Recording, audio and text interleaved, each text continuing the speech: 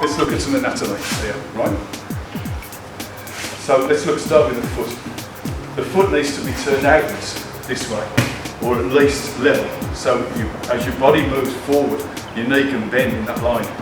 If the foot's turned inward, right, then as you bend this knee here, your body's now going this way, or it's misshaping the knee there because it's in the wrong place. So if we this way, right? So let's emphasise the line of the foot there, right? So everything needs to happen within his body inside that line. As soon as it starts to come outside of that line, it's like picking a fridge up like this, right?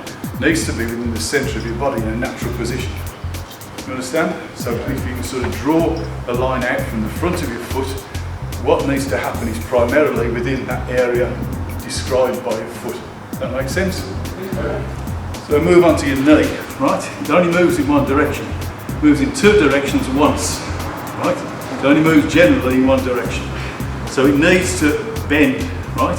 This way. It needs to be able to go there. If the foot's in the right place, it'll bend quite easily over the top of your foot, right? So the knee will absorb your forward momentum, right?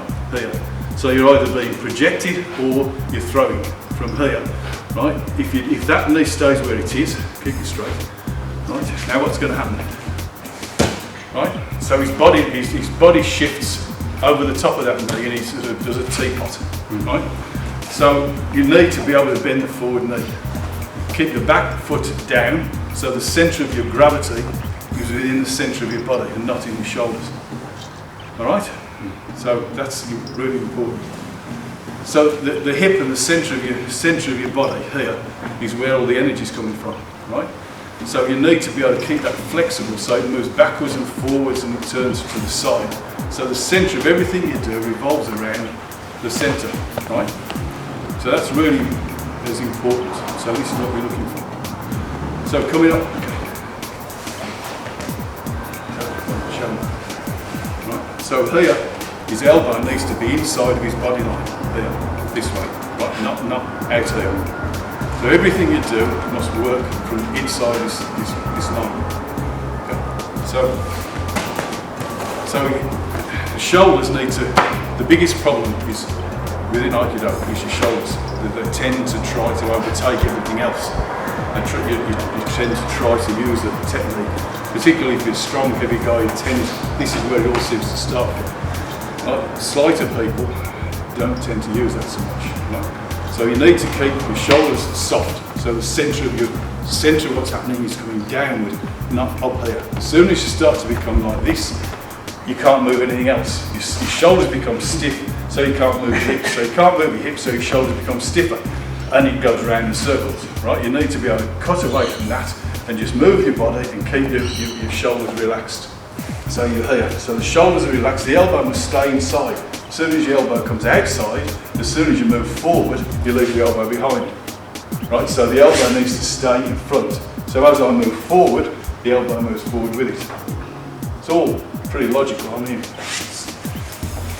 the grip, the hand grip on your wrist, that needs to be expressed through your hand blade, through the rotation of your hand in one direction or another.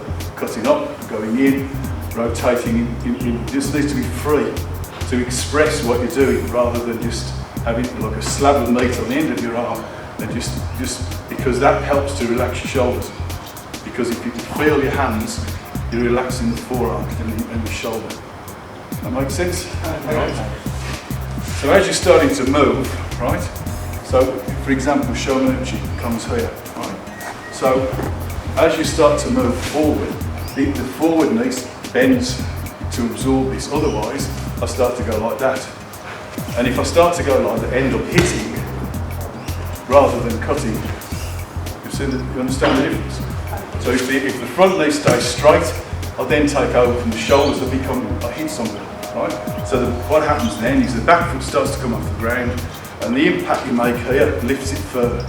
So this needs to stay straight, right? So from here, just basic Shomanuchi. Right? If I'm making Shomanuchi from here, this way, The elbow's now outside the body line, can you see? So there's no point in making any further technique at all because I've exposed my face to this contact. There, right? This way. So I'm now there. It doesn't need to do anything else. You walk straight into there, this way. So if I can see you, I've got a problem because it's open. So I need to make sure that the elbow is in this place. So as I'm coming into here now, I'm behind that. So we looked at gap cam earlier, right?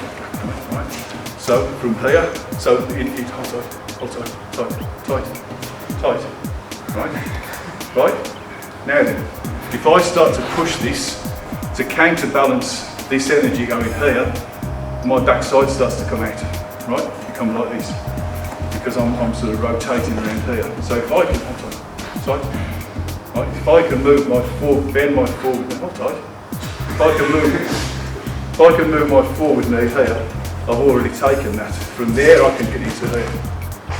Right. So, but if my elbow is outside of that body line, now as I start to move this way, the only way I can make that work is use my strength against his.